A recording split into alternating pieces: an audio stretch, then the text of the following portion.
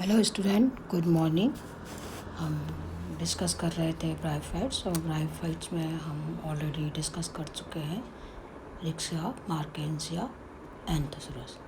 और अब जो आपका सिलेबस में सेकंड पेपर का लास्ट मेंबर है फ्यूनेरिया, उसको हम आज इस क्लास में डिस्कस करना स्टार्ट कर रहे हैं।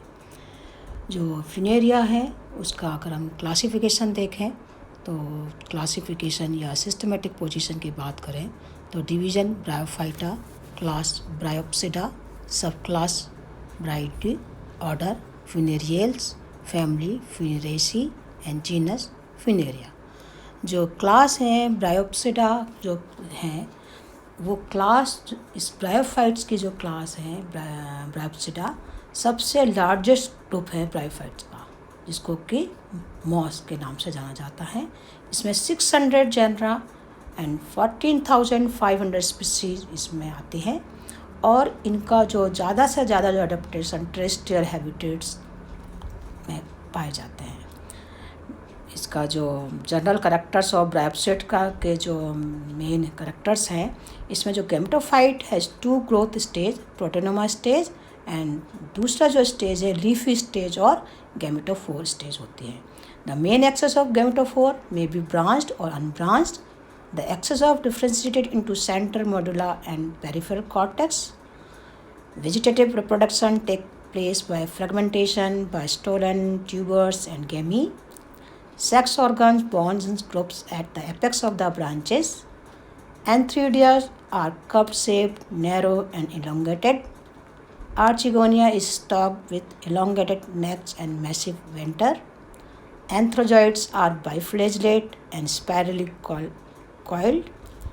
Sporophytes is differentiated into food, seta and capsule. The capsules has peristome which helps in disposal of spores. On the germination, spores first form protonema and then leafy grametophore developed on it.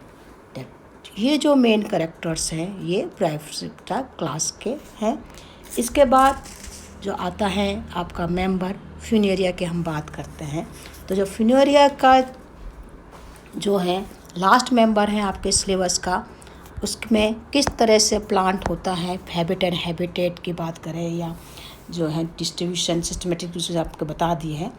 तो external structure जो है Funaria का है वो external जो बाह्य आकार, जिसको हम कह सकते हैं कि बाह्य आकार कैसा दिखाई देता है फ्यूनेरिया का।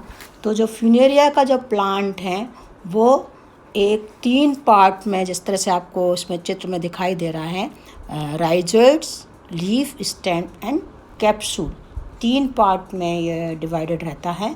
इसका जो राइजोइड्स हैं वो बहुत ही थिन लाइक स्ट्रक्चर, धागे नुमा स्ट्रक्चर होते हैं, पतले होते हैं, धागे नुमा होते हैं, जिनको राइजोइड्स कहते हैं। इनमें जो ऑब्लिक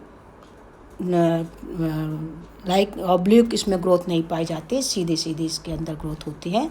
स्टेम जो है कोमल रेडी होता है, इरेक्ट होता है, और जिस पर की जो पत्ती जो है, लीव्स जो हैं वो डेंस्ड हैं, लीव्स वर्ड में सर्पिल रूप से अरेंज होती हैं।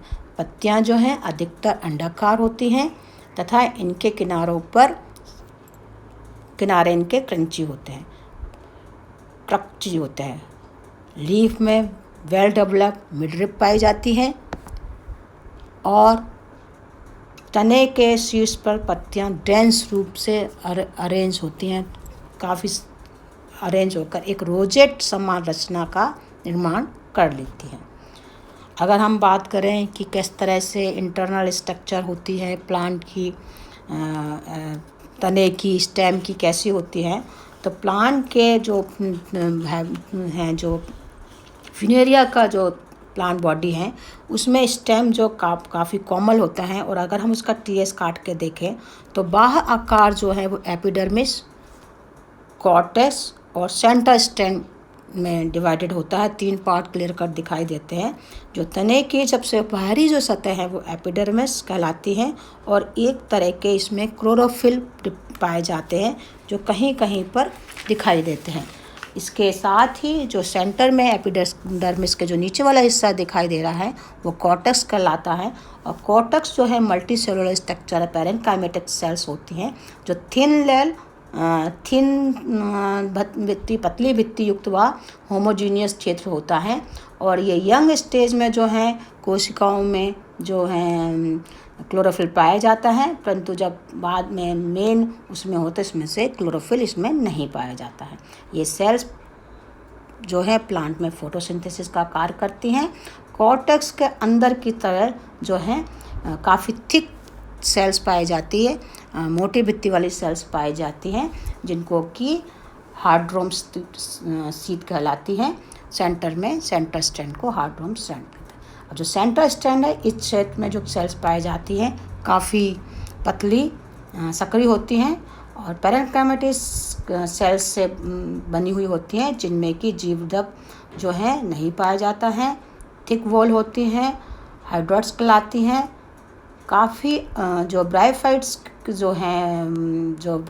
के जो साइंटिस्ट हैं या जो ज्ञाता हैं उन्होंने इस क्षेत्र को जो बताया है कि इसमें काफ़ी खनिज व जल के संवहन या आंतरिक बल प्रदान करने में ये जो है बीच वाला सेंटर स्ट्रैंड है वो इसमें सहायक होता है।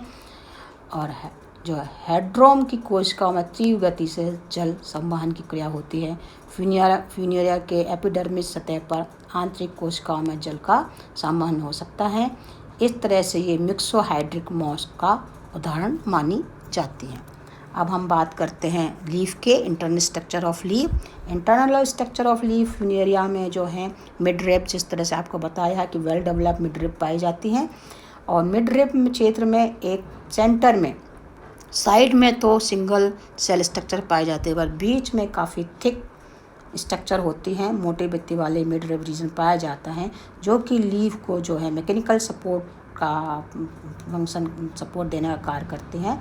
और इसकी जो बाहर जो एपिडर्मिस है वो पॉलीगोनल सेल्स से बनी हुई जिसमें कि पिगमेंट पाए जाते हैं, काफ़ी अधिक मात्रा पिगमेंट पाए जाते हैं और वो फोटोसिंथेसिस का कार्य भी करती हैं।